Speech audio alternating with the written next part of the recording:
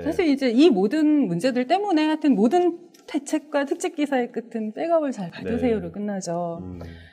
이제 백업 얘기가 나오는데 유일한 방법은 백업뿐이다? 아닐 그렇죠? 수 있습니다. 있을 수도 있어. 백업은 꼭 해야 되는 거예요. 머스트 백업 받으시나요? 백업 머스트죠. 네? 받으세요.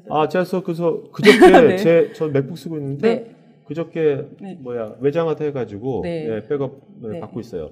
이틀 동안은 그러면? 네? 이틀 동안은 데이터는? 그렇게 저는 이틀 동안. PC가 많이 변하지 않습니다. 네.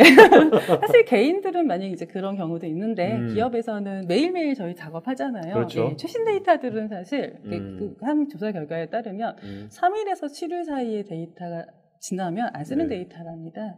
그래서 데이터의 중요도, 가치를 보통 저희가 평가를 할 때 3일 이내의 데이터를 제일 중요한 데이터라고 보는데 네. 이 부분은 사실 거의 백업을 안 받으세요.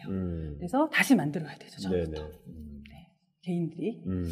네, 그래서 백업을 좀 보겠습니다. 백업의 허실이라는 제목인데 백업은 왜 받죠? 예, 문제가 그렇죠. 백업은 문제가 생길 때 보험 같은 거 아니겠습니까? 그렇죠. 문제가 생겼을 때 데이터를 복구하기 위해서 백업을 받습니다. 백업의 제일 좋은 방법은 뭐냐면 실시간 백업이에요. 네네. 내가 실시간으로 백업을 그렇죠. 받는 거죠. 근데 이게 사실 그 전까지는 제일 좋았습니다. 문제가 있죠. 어떤 문제가 생겼냐면요. 네. 문제가 생기면요. 네. 그 문제도 똑같이 실시간으로 반영돼요. 랜섬웨어가 걸리면 랜섬웨어도 실시간으로 반영이 되고 누가 몰래 삭제를 해버렸다. 그러면 삭제가 되죠. 오케이. 실제로 그런 사례가 있었어요. A, B, C라고 저희가 얘기하는데 내부에 이중화를 하고 DR 센터에 C까지 떠서 실시간으로 복제를 하는데 누가 A 쪽에서 다 지워버리니까 B도 지워지고 C도 실시간으로 모든 게 다 지워져 버리는 그런 경우가 있었습니다. 실제로. 그래서 그러면 이제 실시간이 안전하지 않네? 우리 또 받아놔야 되잖아. 주기적으로 받습니다. 아까 말씀드린 것처럼 테이프에 받아놓거나 아니면 다른 저장 장치에 어제, 그저께 이런 식으로 받아두죠. 이렇게 하다 보면 시간의 갭이 있죠. 그렇죠. 갭이 생기고 이 갭이 데이터 손실이 발생을 하고 보통 이게 이제 하루에서 3일이라고 볼 때 그 가장 데이터의 가치, 중요도가 높은 그 시점의 데이터를 잃어버리게 되는 거죠.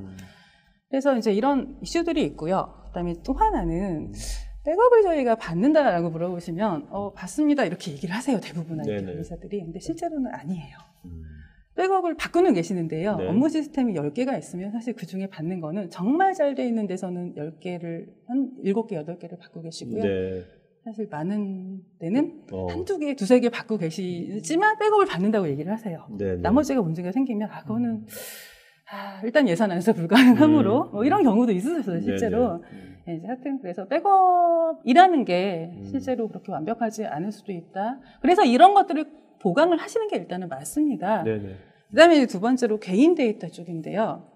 개인 데이터는 이제 크게 두 가지 입장을 보통 취하세요. 하나는 네가 알아서 해야지, 네 거니까 이렇게 얘기하시는 경우가 있고 개인 데이터도 기업의 자산이야, 중요해. 그래서 아까 말씀드린 것처럼 어떤 솔루션들을 이용해서 다 통합하시는 그런 경우가 있죠. 그래서 이렇게 가게 되면 이제 기존의 백업 어떤 정책을 따라서 적용이 되는데 이제 그러다 보니 얘 자체가 공유 폴더가 랜섬웨어 확산 통로로 활용이 된다거나 개인들이 알아서 해라고 이제 하면서 그럼 클라우드 백업 많이 받으라고 얘기하시잖아요. 근데 이 클라우드 백업 같은 걸 쓰게 되면 기업 데이터가 외부로 나가게 되죠.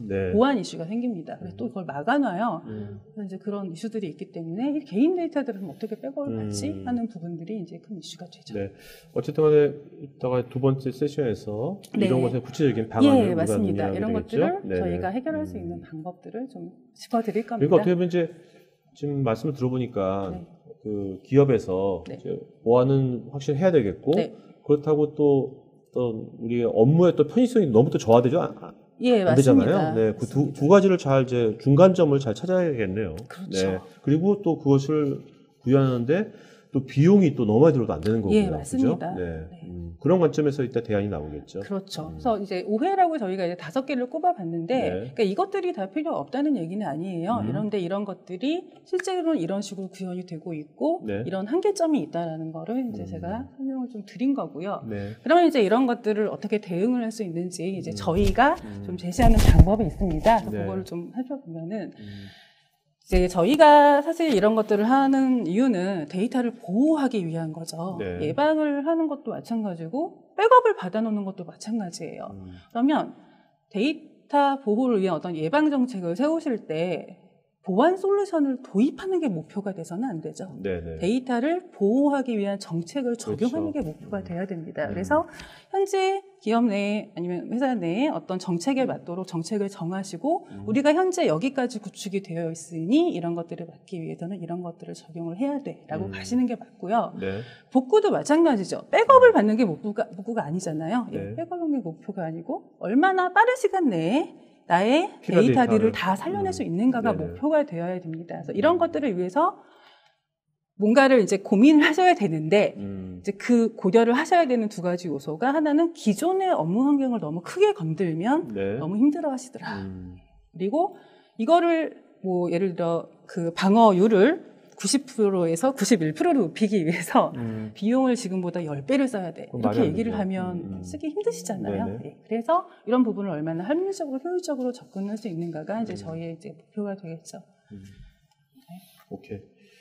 네. 그래서 이제 보시면 이제 저희가 그 말씀드리는 거는 발상의 전환을 좀 해보시자라는 겁니다. 물론 예방하고 차단하고 감지하고 이런 솔루션을 도입하시는 거 중요해요. 네. 다 할 수 없다면 정말 중요한 데이터들은 좀 다른 방식으로 보완을 적용을 해보자라는 부분하고 백업 복구 솔루션을 어떤 식으로 도입을 백업을 솔루션을 도입하는 게 아니라 그냥 감염 직전으로 바로 직전에 어떤 네네. 최신 데이터를 복구할 수 있는 방법이 어떤 방법이 보다 효율적인 것인가를 이제 좀 고민을 해보자라는 거죠.